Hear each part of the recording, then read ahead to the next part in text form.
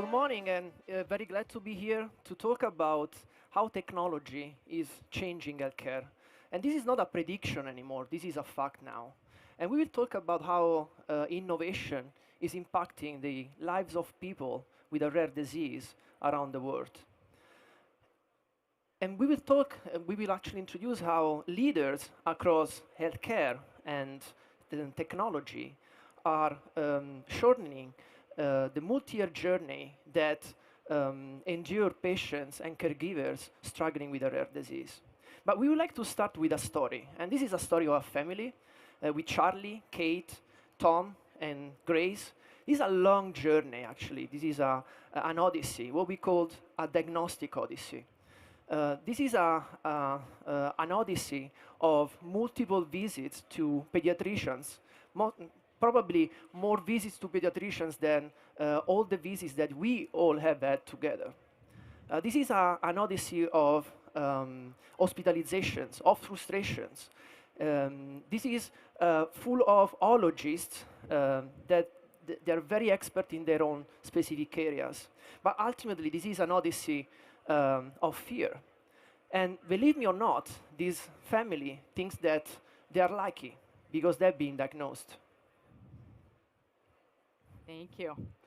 So there are over 6,000 rare diseases globally, and to get an accurate diagnosis, it can often be 5 years, sometimes 10 years, sometimes 20 years. We've met people that were 60 when they got their first rare disease diagnosis to get an accurate diagnosis.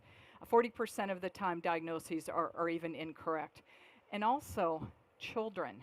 Half of the time, rare diseases are experienced by children. So why does this matter so much? So imagine taking on the rare disease diagnostic odyssey for children. So about a year ago, we embarked on this journey, and we said we've got to understand what are the barriers to diagnosis. If we're going to help shorten the time to diagnosis, what are these barriers? And what we first found is that certainly physicians need some help in identifying rare disease patients. A pediatrician may never have seen a child with a particular disease if there's 6,000 of them in his or her practice.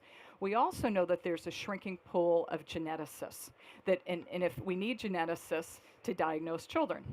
Third thing, when everybody here knows this, it's a complex healthcare system. So that's a hurdle that we need to work around. But there was a very good silver lining here. We knew that if we could harness the power of technology, we could dramatically change the time to diagnosis. So with that in mind, Shire's CEO reached out to our partners at Microsoft, and we said, we need your good, smart thinking on this, and we need the power of technology. But we also knew we needed to bring in the patient voice. So we reached out to Eurordis, which is a global patient advocacy organization, so that we could bring the voice of the patient into this whole diagnostic odyssey.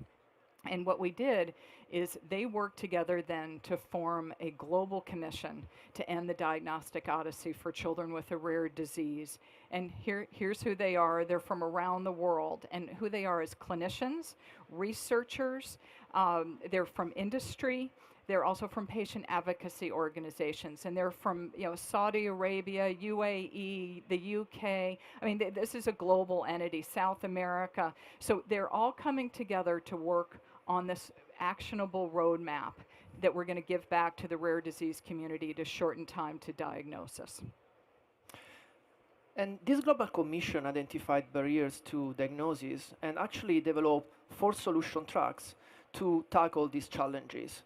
So barriers have been identified in the primary care engagement, for example, a limited access to diagnostic tools, or in the practice redesign with a clear shortage of geneticists, basically around the world, but specifically in the rural and remote areas.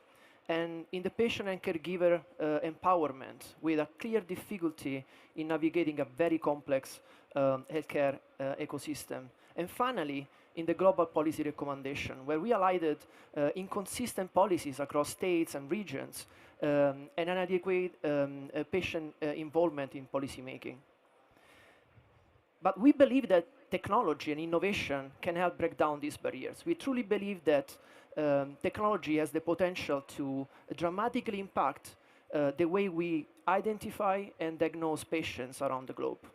But we need to coordinate solutions across all these 4 tracks to really fuel innovation in the entire rare disease community and ecosystem.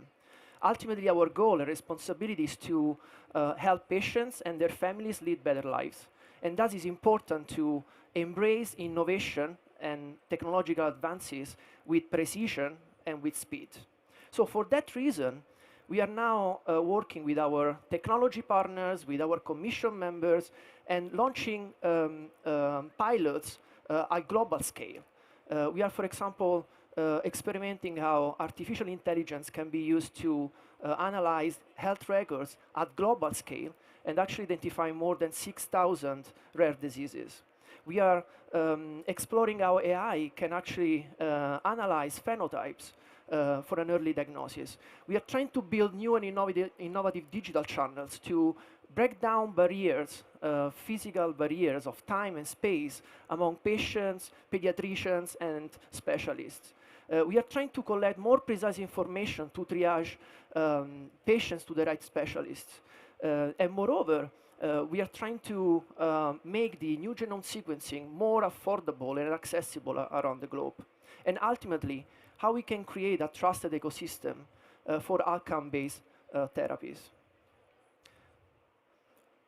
We are in the early stage of this journey. We just started, but definitely we are building partnerships across the healthcare ecosystem to significantly shorten the journey patients and caregivers endure to receive a rare disease diagnosis. So definitely technology is changing healthcare, but we have the privilege and the responsibility to transform the rare disease world and the lives of patients around the globe. So we're at work on this roadmap, this actionable roadmap. Our aim is to introduce it to the rare disease community in February of next year. So we are leaning in, we're working with partners, the ones that we saw on the slide who are our members, but we want to involve other partners as well, people in the audience today. So come to us. We have a website, globalrarediseasecommission.com. You can find more information about how to get in touch with us. But we'd love to partner. We'd love to take good thinking. It's ultimately, it's children with rare diseases and their families are the stakes that we're playing for, and we'd love to involve you. So thank you for your time. Thank There's you. some folks from Shire right here and us. We'd love to take your questions. So thank you.